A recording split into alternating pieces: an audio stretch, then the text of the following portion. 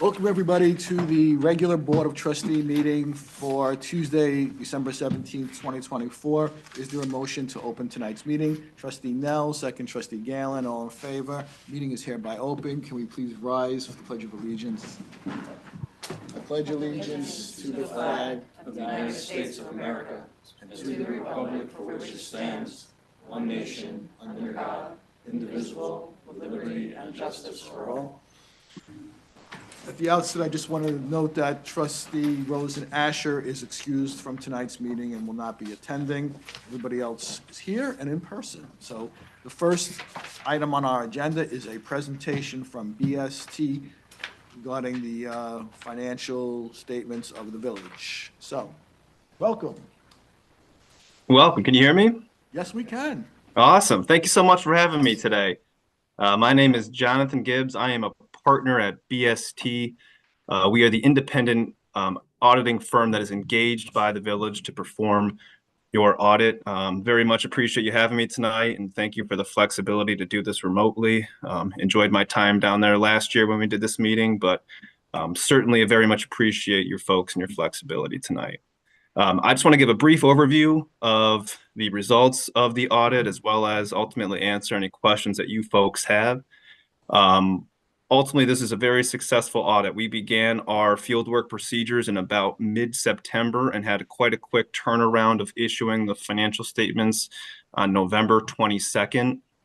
Throughout the course of the audit, we perform all of the required procedures that we are required to do under generally accepted auditing standards by obtaining internal control understandings of your operations, as well as performing substantive testing on all material account balances and transactions of the village, from the top of your balance sheet of your cash and investments through your LoSAP, pension, OPEB liabilities, as well as all the revenue and expenses that the villages have. We perform procedures, and we ultimately determined that the financial statements as prepared by the village are presented in accordance with generally accepted accounting principles in the United States. We ultimately issued an unmodified opinion on those financial statements. That is the highest level of assurance that we are able to provide under our professional standards. We encountered no significant deficiencies or material weaknesses within the financial statements or the operations of the village. Continuing with the positivity here, we had no significant disagreements with management. The estimates utilized by management we deemed to be appropriate. There were no significant matters that to bring to rise to your attention as you folks in charge with governance. And ultimately, again, we issued a unmodified opinion on your financial statements. We are also required quickly to obtain a level of understanding of going concern of the village and assess the future financial viability under our professional standards. We certainly had no significant issues there, noting that total fund balance of your governmental funds was just over $10 million, and expenditures were about $29.3 million for the year. That gives no concern for us as your independent auditors in terms of the financial health of the village. Finally, we did an agreed upon procedures report that is required under the Justice Court Act of the state of New York. We provide various procedures on the operations of the Justice Court of the village, again, as required and filed to the state. We found no significant issues there. In fact, there were no findings to be reported to you folks in accordance with New York State guidelines. So again, kind of in summary here, a very positive audit here. We didn't really have any significant issues that we had, and always very appreciative of Jeff and his team and the work that they do and the assistance that they provide us. But certainly happy to answer any specific questions that you folks may have this evening. Thank you for those reports, and we appreciate all the work that you did, and it's glad to hear that we're in such solid financial shape. So I appreciate it, and thank you, Jeff, and your team for everything that you've done. So any other questions for the auditors? Okay. Thank you very much. We appreciate it, and we'll see you next year. Thank you so much. Appreciate it. Thank you. Okay, so.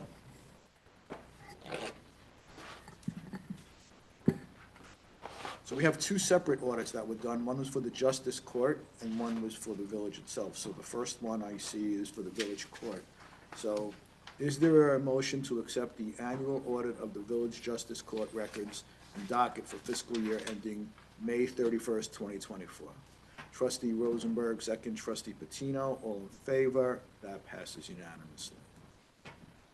Next resolution. Is there a motion to accept the annual audited financial reports for fiscal year ending May 31st, 2024 for the Village of Dobbs Ferry?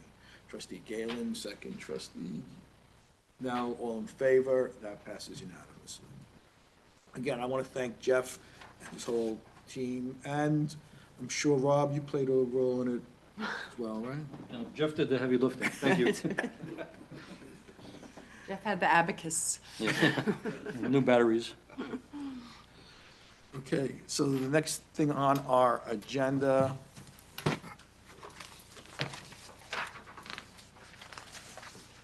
is a presentation regarding 24 Chestnut Ridge Way. This applicant needs a license agreement. It's not a Board of Trustees application, it's not a site plan. It's a site plan that's like you've seen in the past, where part of the landscaping includes pillars, and the pillars are scheduled to be onto the right-of-way. I don't know if anybody from the applicant is actually here. Oh, okay, come on up. Great. Then I can stop talking and you can. Never mind. Come on up to the microphone. Yeah, You'll want to point it away from your shoes. you'd want to, yeah, turn it on and have it. Just tell us who you are and what you're looking for. Okay, you turned it off. Try it again.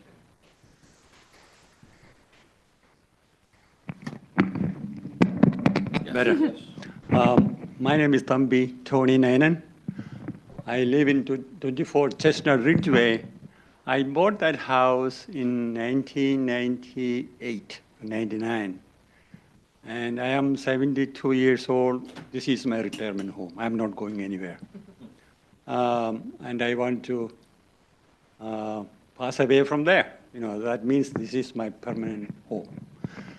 So a few months ago, I thought of slowing down in my work. I'm a retired lawyer. I'm slowing down in my work. So I said, okay, let me do some beautification of the house, because, you know, I enjoy the houses and premises. So I found a contractor. He said, since this is a replacement, we don't need any permit. I trust him. And so what he did was, in the neighbor, he had similar kind of situation. So he measured from the street to the wall, and we did the same thing here, the same distance, and we built it. I think we went wrong. Otherwise, I wouldn't be here, right? So whatever is needed to correct it, breaking it is impossible. You know, it breaks my heart. So much money went in there. So whatever we need to do, we are willing to do it. So just so I'm clear, you're going to put two pillars and. I think they're there already. It is there already. Yeah, but they happen to be on our property, so you need a licensing agreement, Okay, I understand that now. right? So, I don't, And it's after the fact, they're there already, right? You've done the work. It is there, yeah, everything It was is there. discovered there was a mistake in the measurement. But I just want to also point out that you previously had a little retaining wall there that went out to, like, they had an existing thing there already. What he's done is improved it.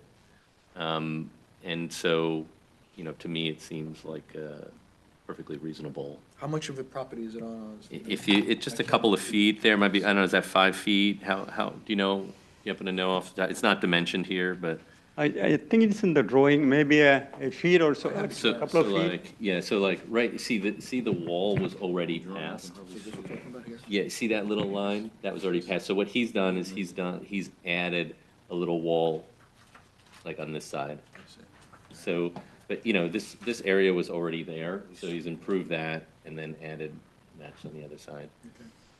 Anybody have any problems, any other board have any problems with this?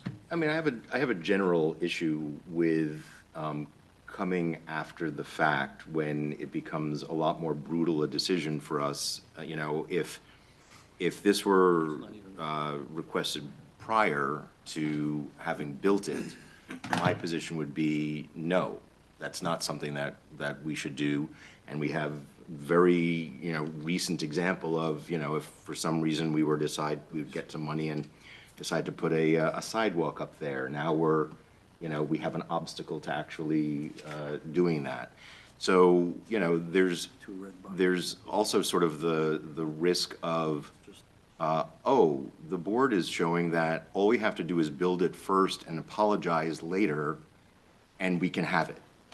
Rather than ask for permission, we ask for forgiveness. This is an I don't think that's a great precedent to set. Because it is I'm not sure how I'll vote, but I think that's, I think this is, you know, going about it backwards is not a good precedent to set. Jessica? They can still ask Sorry, you don't have to even say anything if you don't want, it's fine. I mean, I think on its face, if it's 5 feet of village right of way, my inclination is to make things more straightforward for residents whenever we can and not create unnecessary hoops. If this had come before us beforehand, I think it sounds like maybe there would have been other considerations like a sidewalk. I don't know if maybe we can mitigate that somehow. Is there some sort of, like, given that we have a complete streets plan, is there some way we can? You can, I mean, a sidewalk would go inside the right of way. I'm not asking them to build a sidewalk. No, I but know. There's, you know, I'm saying the sidewalk would go where the pillars are. If this had come to us before it was built, we would have said, You don't know what we would have said. We might have, yeah. presumably, one of the things that would have come up is we have a complete streets plan, we want to see sidewalks everywhere, and therefore, we need a plan for accommodating a sidewalk. So I don't know if there's some way that we can, I don't want to overthink this, but I agree with you about setting a precedent, Matt. I also feel like it already existed, and if there was already previously a wall and this was, Mike, I don't know, is it the same square footage of? No, it's a little more, and I'm just going up and down the street, you know, there's a sort of mix of examples like this one, and some people have built a retaining wall, like, on the property line, you know, it goes out and then it turns. But in all the cases on this street and a lot of other streets, you have people who they have their paved driveway, you know, which is sort of their driveway, but it's outside of their property, it's on the village property. So, you know, I hear what you're saying. It's a good point. We don't want to encourage people to, like, you know, not go through the process. In this case, it seems like there was an existing wall there. It's not really clear on the survey if the new wall goes exactly to the existing wall location or not. You know, it's a matter of like feet or inches, you know. And then there's a kind of neighborhood, like, you know, some of other people's retaining walls just sort of go right up to that point also. So there's a precedent there. It's a harmless, you know. I'm not suggesting construction, that it's harmful, and I'm not suggesting that it's not aesthetically appropriate or beautiful, and I don't, as a general rule, like to tell people that they can't do what they want to do with their property. I just think that we have a process for asking for permission to do these things in advance. That wasn't done here. I'm sure it was an innocent oversight. It's not always an innocent oversight when things like that happen, so that's why I raise it. So, Yeah, so I think that given that it's, for all intents and purposes, replacing an existing wall, I'm inclined to, pass it with the, saying that this is not a precedent-setting decision, and we certainly do not want to communicate that the path is to ask forgiveness and not permission. okay. Is there anybody else, Christie, you want to add anything? We just vote. You want to add anything? Okay, so, Laura Lee, this is voting in favor of granting a license Is that what It's it is? authorizing me to execute, to draft and execute a license agreement with the property owner. Okay, so is there a motion to authorize the village attorney to enter into a licensing agreement to authorize the structure as it is? Yeah. Trustee Patino, second. Trustee Galen. all- Real quick, hold on, question, discussion. The licensing agreement is for how long? It's just like retroactive for them doing the work? It's, the license agreement is specific to an individual, and it gives you a non-exclusive right to occupy public property. That they were already occupying? Well, at this point, there's now a portion of a wall and 2 pillars so you need to authorize permission on a personal basis to this property owner. And usually, the license agreement includes an indemnification clause, and also the license agreement includes the obligation for them to do maintenance and to ensure that, if anyone would be hurt as a result of walking into the pillar, that it would be covered by I'm their not trying to like beat the dead horse. of liability. The topic. If there's a bunch, I'm just curious, in the future, when people have stuff that's already built on village right away, but they've already built it, and there's no licensing agreement, this will just keep happening? Because Yes. they think they already have it. As we know, about 2 months ago, Patty had a client that was doing some upgrades, aesthetic and otherwise, and it was discovered during the review process at the planning board, during site plan review, that a portion of the existing pylon and fence, so they came here within the process of getting approval for the site plan. I just would like to. Right, but in general, like, the stone guys come and they're like, oh, it's already there, we're just gonna do it, and just to put it to the building department. Requires a if building there's- permit. if Was there's there a way building of- permit for this work? Yes. Yeah. Okay.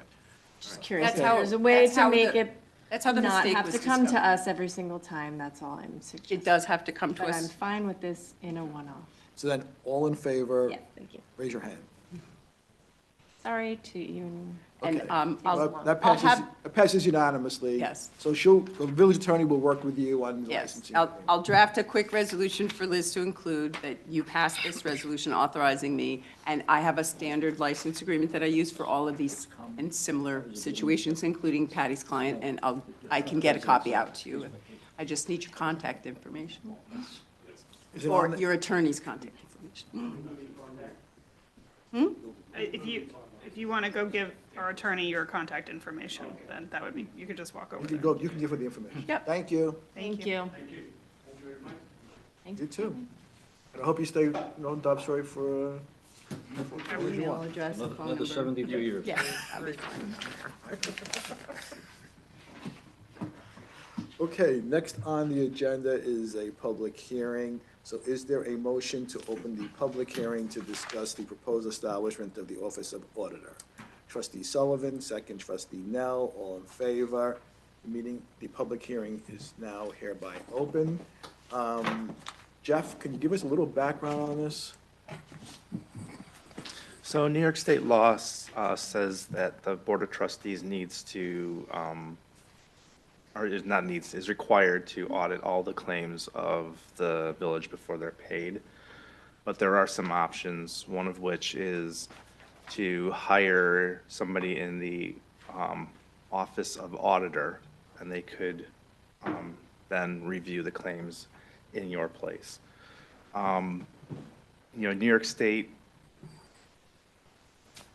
to me, they kind of recommend this, but not exactly, not directly, because they, in some of their documentation, they talk about the fact that you hire somebody who's a professional who does this for, for a living, which is not something that you guys do.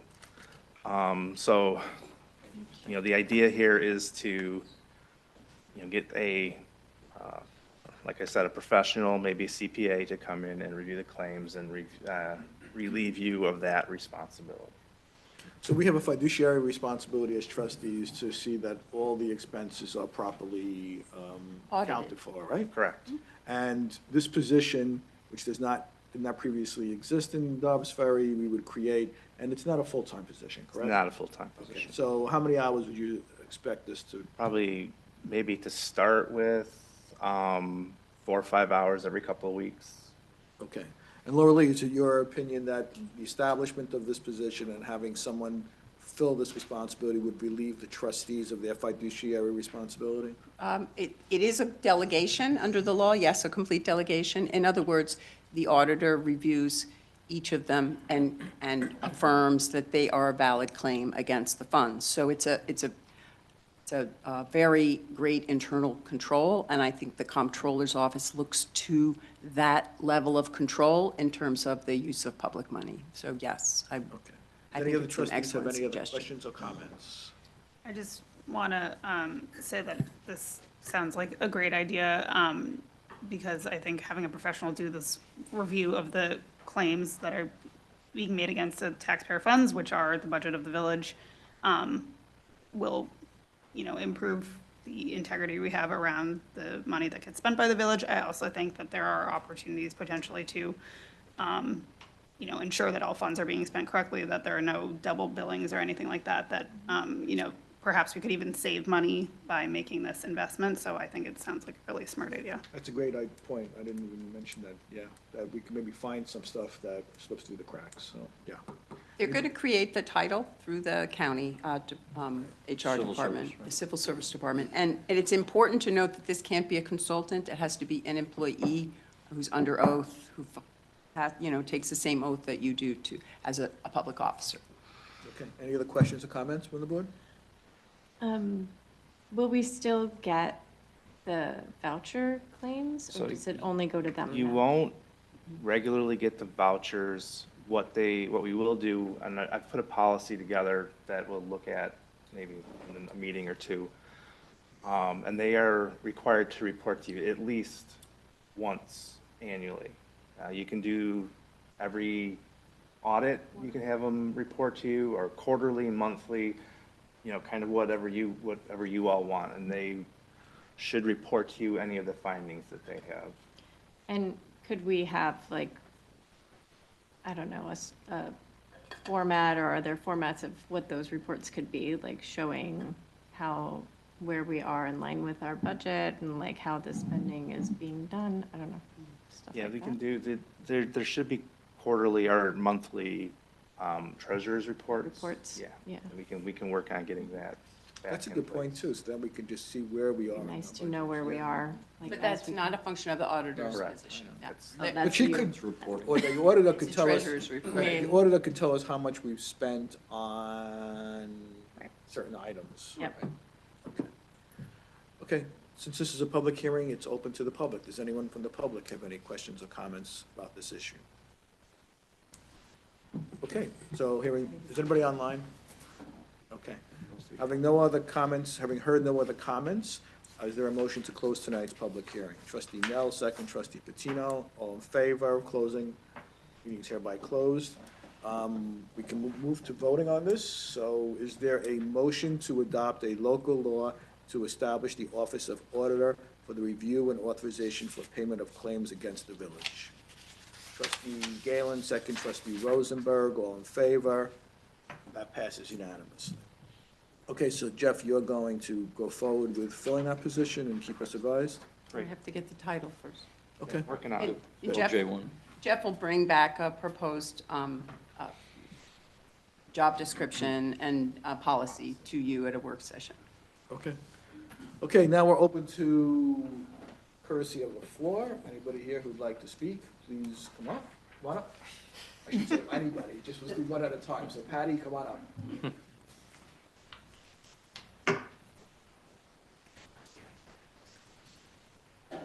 I have to apologize to the village because I know there was something really exciting planned 2 weekends ago, but I had to be out of town. But I understood that Santa was able to make it. Oh, good. And that it was really, really great. And I think you guys are doing a crazy job of making this go from almost none of that to where, were there any fire others are not there. It was really, really great. I think it was really great. Thanks, Pat. Thank you, and we appreciate the appearance of Santa Claus and all the effort that it took, so we appreciate that. So thank you. Including Santa climbing up and down the Miss- DPW vehicle. Mr. Mayor, I happened to run into a similar, I'm going to say similar event in Mount Kisco this weekend. Didn't hold a candle, I'm telling you. Hey, there you go. The lights on the fire trucks didn't, like, there was not even comparable. That's my hometown, so it makes me feel good that we beat them. And the patience of Santa to sit there and have the long line of kids that I saw waiting to, Well, Santa is a saint. St. Nicholas. oh, yeah, thank you, yeah. It's a druid. That's right. All right. Been co-opted by Santa- I hear Santa you. Claus is In, very in the, Order. in the piece of the speech Okay, that let's- flew over everybody's head like a reindeer. Okay, so next item, anybody else would like to speak?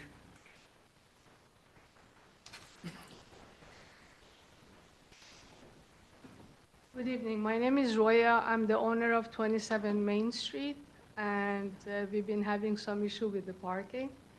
And I want to see if there's any way the board, everybody within the community can help us. I have tenants that they have a small kid, and with the way right now the permit is working, that either Cedar or behind this building that they need to park, there are days that they cannot find parking at night. And now with the Livingston, the other side that they had no sign, now there is a sign.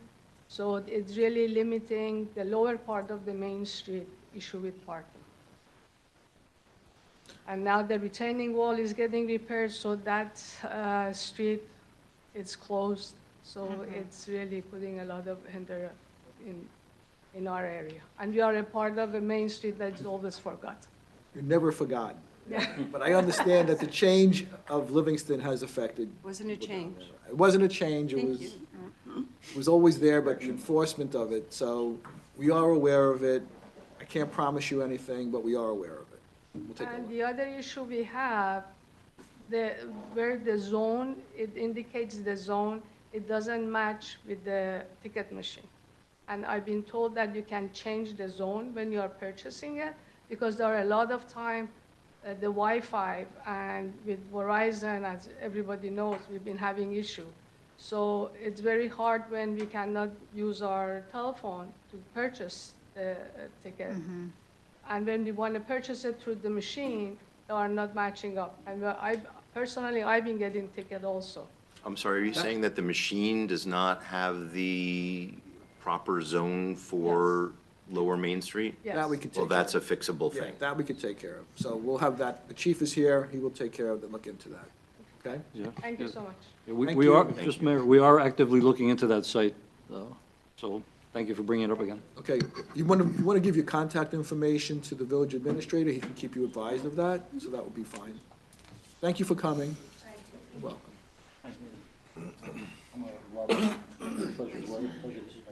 Roya?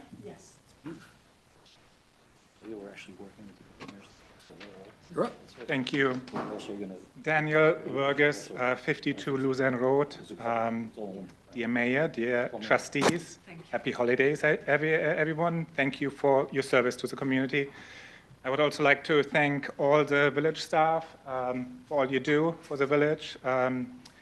During this holiday season, it is wonderful to see so many village-sponsored activities for people of all ages.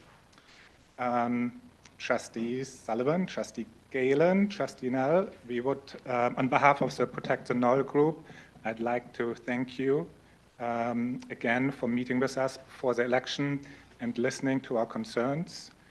I think we're on the same page in that we would like to protect sensitive environmental areas and open space, especially in the, as it relates to climate resiliency.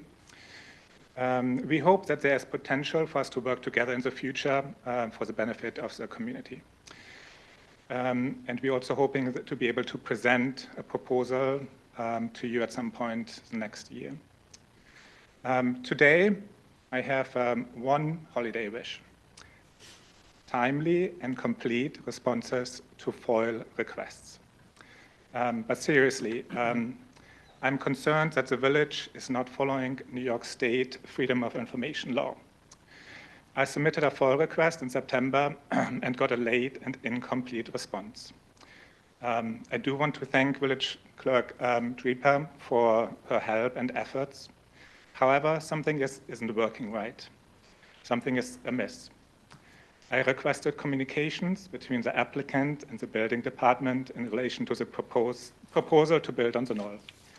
At the last planning board meeting, it became clear that there was a lot of communication. However, I did not receive any of that through the FOIL request. I would like to ask you to address this situation. There's already a lot of frustration among residents about this proposed development and how it's being handled. People will start asking, why isn't the village fulfilling its legal obligations under New York State law? What is the village hiding? Thank you for listening to my concerns. Thank you for addressing this important issue. Wishing you very happy holidays. This is not a holiday card. This is a paper folder. I thought it was a holiday. Yeah, thanks. We will, I mean, this is obviously an important issue, and we will talk to, I mean, we should find out with Dan and what's happening with that. Yeah, I can report. Yeah. Yeah, and I can say, we're not obligated to create a record in order to respond. We're not obligated to provide confidentially protected material under CPLR. And many times, the requests are for notes and minutes from pre-application meetings, which are done in person and they're verbal. So it does seem frustrating that there are no actual documents coming back, but I don't know if that relates to this particular issue, but I can assure you that, like, if there's a meeting, an in-person meeting, there would be no records for that. It would just be, the meeting was conducted, it was verbal, it was in person. So, you know, it is a difficult topic. It's an ongoing process. And I know that the applicant's been asked to provide a lot more information before a public hearing can be scheduled. So we're working through it carefully. We want to make sure that all sides are heard, but that time will come. Is it common that in-person meetings Yes. happen in the pre-application process? Yes, This is it's- not unusual. Yes, it's an essential part of the land use approval process that the consultants on both sides, the applicant and the building department and the planner, meet face-to-face over the document unless the document is deemed complete by the village. And the only way it can be complete is if all the answers have been received. So pre-application meetings happen very frequently. There's a building department check-in that I participate in with Valerie and with Dan Romer weekly. And that's done by Zoom. Again, no minutes, no records. So it does appear to be frustrating, and I can understand that. I don't know if that applies here, but we can look into it definitely. You know, Dan Posen represents the planning board, so we can see what's happening. Okay, Thank you. thank you. You're welcome. Anybody else from courtesy of the floor? Okay, then let's move to the resolution portion of the meeting. So, this discussion came up with regard to the CCTV storm drain at the workshop meeting. So, we're going to transfer funds from that we received from ARPA into the, pay for the project.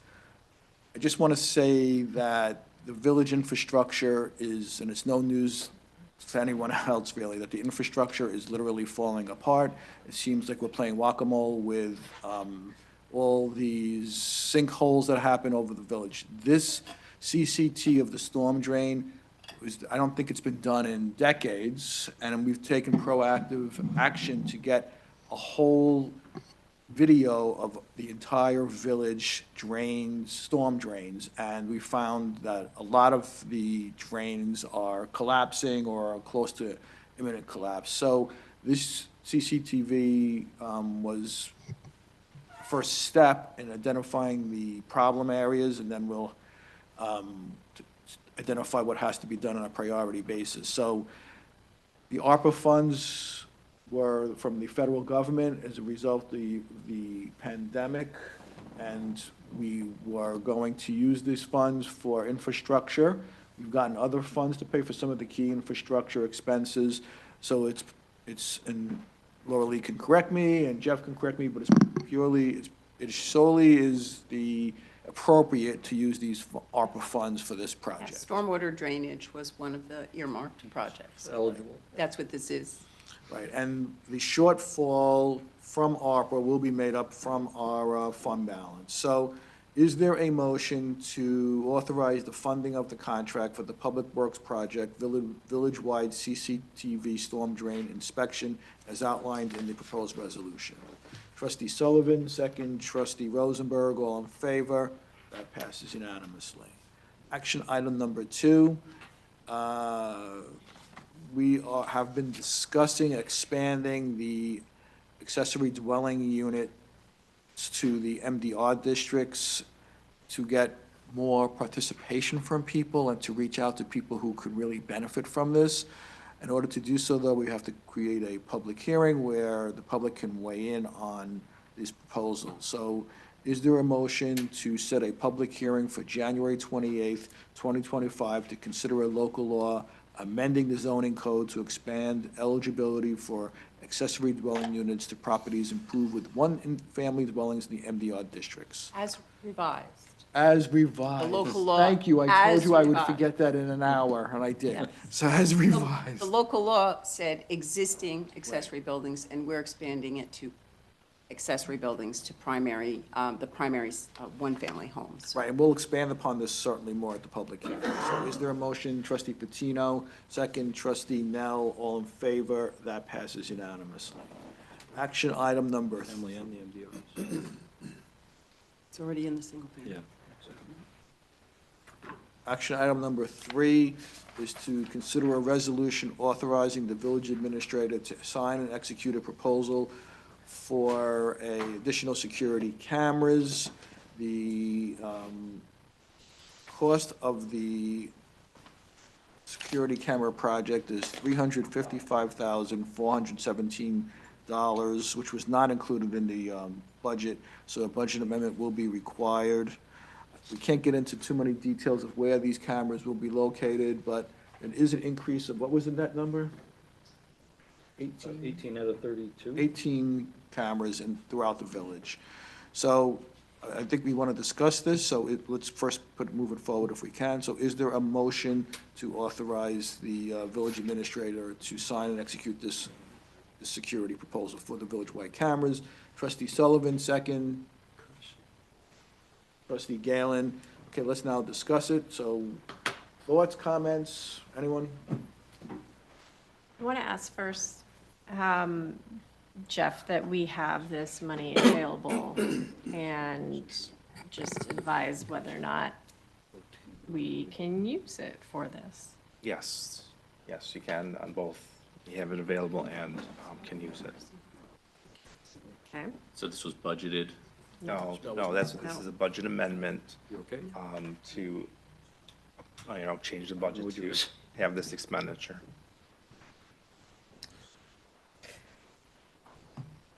Any other questions or comments? We did have a question from the public, I think. Did you have a question on this particular resolution for the proposal for security cameras? You did send an email. That's right. Yes. Yeah, so, Yeah. so Come on do you up. want to Yeah. reiterate? Want Yeah, it? I'm sorry, you, At the microphone. Go to the mic. no, There- that's fine, that's, Yeah, we would have heard this during courtesy of the floor, but it seems appropriate to hear him out. Tell us who you are. Yeah, sure. Luke Mullen, resident of Dobbsbury. Thank you, Mayor and trustees, for letting me speak out a little bit here. The thing is, it's not only the thing about the cost of the cameras, it's also because of 2 other reasons. It's like, Dobbsbury is kind of a small village. I don't know where we're gonna, put all that number of cameras in the village. And also, a lot of residents that I've spoke to, a number of them have issued, including my own parent, has issued about privacy and stuff like that, if you know what I mean. Yep, that's all. So thank you for your concern, and you can sit if you like. Oh, yeah, sure. Yeah, the locations are actually in this proposal, so I don't know if you have a copy of it, but you could see where It's a broad location. yes. So we've been assured by the police department. Chief, why don't you come up and just address some of those issues? Yes, and some of them are replacement cameras, and some of them are additional. I know it says additional, but there are a number of replacements. How you doing, Mayor, Board of Trustees? So what was the last question about? So I think there are a few concerns when we think about security cameras in a municipality. One is privacy. I think like Definitely. what is the expectation that folks have of privacy while conducting their own personal lives? There are cost considerations, and how do we balance the expenditure? How do we balance the impact to potential privacy with the goal of the cameras, which of course is safety and security. So I think for context, to respond to your question, these are all in public areas where none of the cameras face any kind of private residence or anything like that.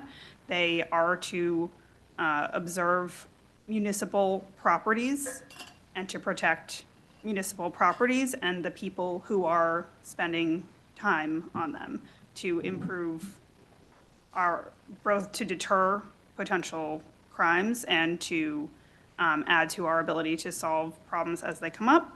And I will just say personally that I have a lot of hesitations about adding security cameras to the village, but I think where we've gotten to over time working on this proposal is that we need to upgrade in order to be a functional municipality and department. And by the way, a lot of these camera requests are not from the police department necessarily. They're from all departments in the village, and so they're protecting the assets of the village and the buildings of the village around the village, and come with regards to like chemical security and other things like that. So this is not a surveillance program. I want to be really clear about that. This is about ensuring safety and security. So I think one could certainly debate whether cameras should exist at all in the world. The fact is they do. So where we've gotten, I think, with this proposal is to a place where we're, again, protecting village assets and the investments that the village has made in buildings and in public spaces where the village safety and security is our responsibility. So I think, Chief, if you want to say anything else from the perspective of the police department vis-a-vis how these cameras get used and don't get used, I think that might help alleviate some concerns. I appreciate that. Everything you've said, I don't think I could put any better than what you have already put forth, but that is as far as the police department is concerned, and if it makes our residents feel a bit more comfortable, again, this is something that, at least for anything that we would have access to, is going to be either in progress or after the fact as it relates to crime. Otherwise, I have no interest, we have no interest or have the time to watch video cameras. Again, I become the spokesperson for all the department heads, but we have quite a bit of village property that, for security reasons and safety reasons and liability, we want to provide another layer of safety for the village itself. Okay, thank you. Rick, Chief, retention schedule on? So we follow the New York State retention guide, so depending on the situation, we're not, if it has nothing to do, it is deleted and gone forever, unless it's involved in a specific crime. Every 30 there days, would be, right? yes, there would be certain statutes that we do have to hold on to if it's part of evidence, but otherwise, no. So every it is 30 days, destroyed. the material is Correct, we're not hanging on written to up. anything like that, correct. I would just add that, I don't think in general there's an expectation of privacy when you're in public spaces.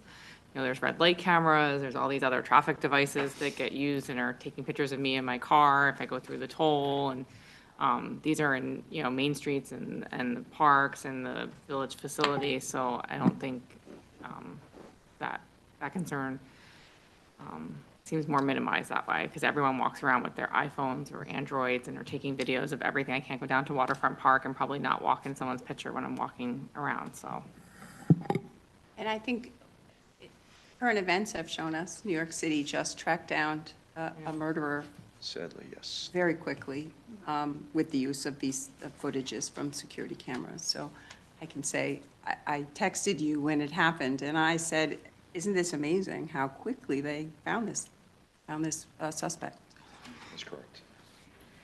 Okay, I think trustee Galen said it very succinctly and clearly, and did. I can't add anything myself to that as well. So I think I'm ready to move forward with it. We have a motion, it's been seconded, so all in favor? Can I Oh, make 2 points? Oh, sure, go I ahead. think the first one is, you know, we started our workshop today with the discussion about adding significant costs outside of the budget season. Here's yet an additional cost that, you know, we're not respecting that, your Right. your point. And the second thing I would add is that I agree that some of the cameras on the agenda meet the criteria that you described. Some of them, I think, cross over a little bit to some other thing.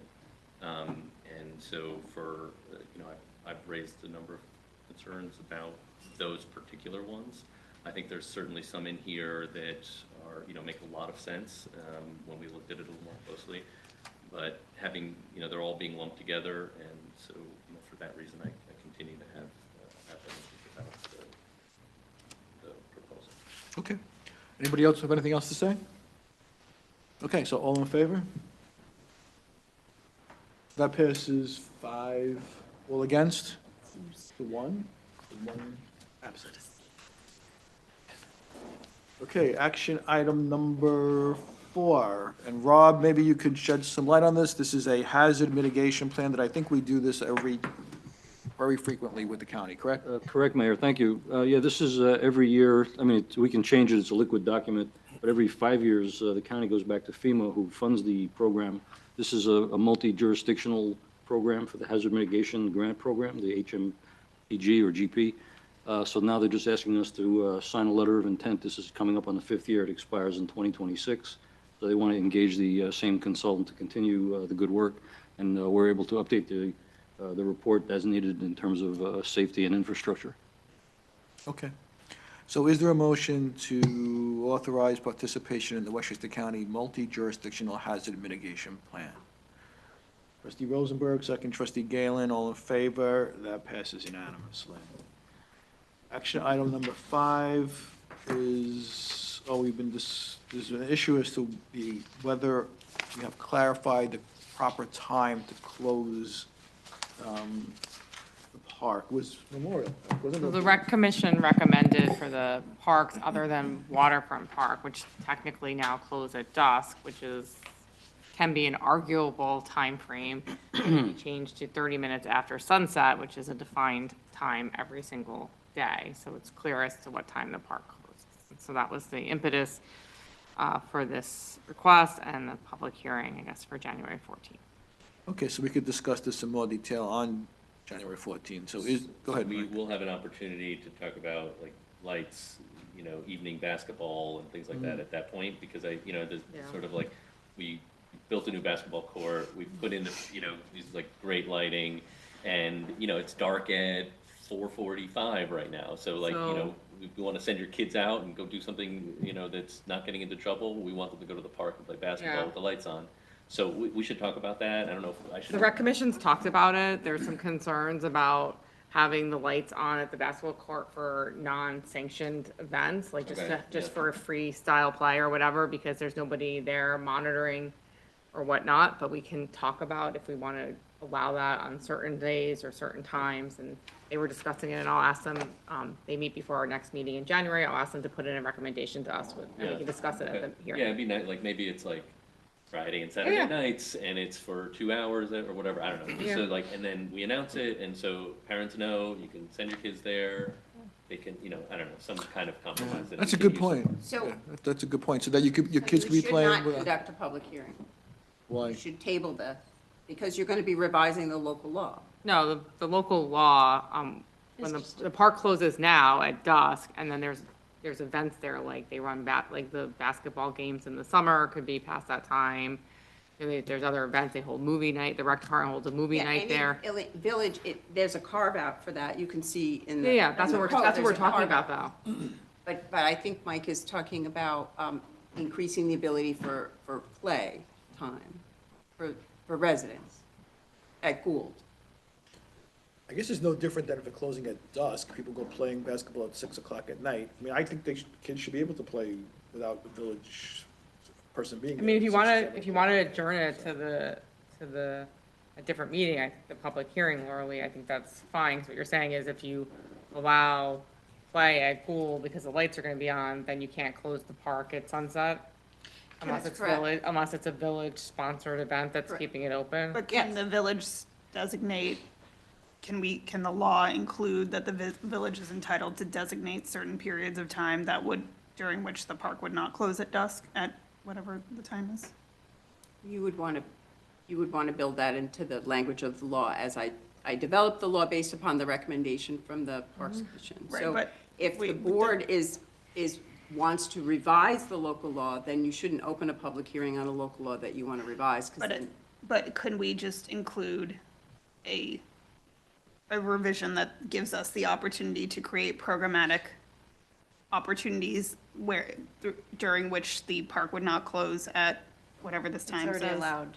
So, but I'm not saying official village events, I'm saying like including if we programmatically come up with Fridays and Saturdays for 2 hours, like, and it's not an official village event, it's just like open play. Then you need to revise the local. So I don't think it's urgent to do this in January, like at January 14th. I think that what makes sense is for me to bring this conversation back to the rec commission. Perfect. Them come with a recommendation, we can probably put it on for a workshop, maybe on January 28th. Okay. And then we can figure it out from there for the next public hearing. Yeah, I would recommend if you're going to, if you're Yeah. thinking ahead, you're going to make changes, then I would Yeah, I get it. Okay. simply not schedule this and table the law until it can be revised. So action item number 5 is tabled. Can I ask one more question? So does the the basketball at Memorial? Does not have lights. Does not have lights, Does okay. not have lights. And I don't know if the lights from the train station keep yeah, it, there's like I some streetlights close by, but it's not the same think thing. so, We're not yeah. turning them on and we're not changing. I don't think so. So let's just stick with Gould for now, and I'm sure there's rec commission folks who Yeah. probably share that. We had a discussion about it, and there's concerns, Kendra has concerns about having it open for open play, and we can talk about it. We should hear what those are. Yep. You might have a point that I'm not. Yep. Okay. Action item number 6, is there a motion to approve the audit of claims as submitted and recommended by the village treasurer? Trustee Nell, second trustee Galen, all in favor? That passes unanimously. Trustee Galen, do you have any liaison reports or announcements?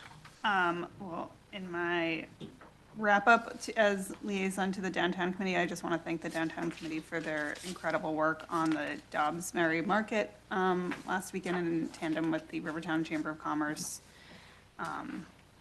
trolley, and from my experience, it was a really wonderful way to get the Dobbs businesses out and about and get folks coming and supporting small businesses during the holiday season. So thank you to the Extraordinary Downtown Committee for everything they've done, and I'm excited for them to start working with Trustee Nell going forward. I'll just say that they had the trolley had the choir from the high school, of course, and I don't know why we don't have them at the tree lighting, and that would give No, I know. entertainment in That's in my between that and notes for the next year. parade lighting. We've had a We choral, had, we yes. had before, and then they somehow it didn't, it got way late, but Yeah, anyway. we did have that, you're right. Trustee Rosenberg? Yeah, so I attended yesterday the first meeting of the Route 9 TPC, the Transit Partnering Committee in DOT language, which was the first meeting since the public feedback sessions that the DOT and their engineering consultant had conducted back in September. And while they did not take us through like every change that they made, one of the things that they did make clear, which I don't think I was completely clear on earlier, is that the DOT is asking the the villages for feedback and recommendations. They are not asking the villages for permission. So I'm going to try to get a full map of the Dobbs Ferry corridor and see what all has been proposed before they do their next public session in March. And we'll circulate it and speak to everybody individually so that we can develop another set of comprehensive notes for them as necessary. Okay, we appreciate that. Trustee Sullivan. I don't know, is Justin Kamke on the Zoom? No, okay. So I'll give the Holiday Hustle report. He sent a note saying, thank you so much for making this year's Holiday Hustle 5K our most successful event ever, with over 1,100 runners participating in both the 5K and reindeer run. We broke records and celebrated our largest turnout yet. A huge thank you to Mercy University, the Dobbs Ferry Police, Fire Department, DPW, and Ambulance Corps for keeping us safe along the route. Your support makes this event possible. Thank you to Trustee Patino for leading the way on his motorcycle as Santa. Deputy Mayor Sullivan, that's me, and Mayor Rosillo for constant support from the beginning back in 2013, our first race with 97 runners.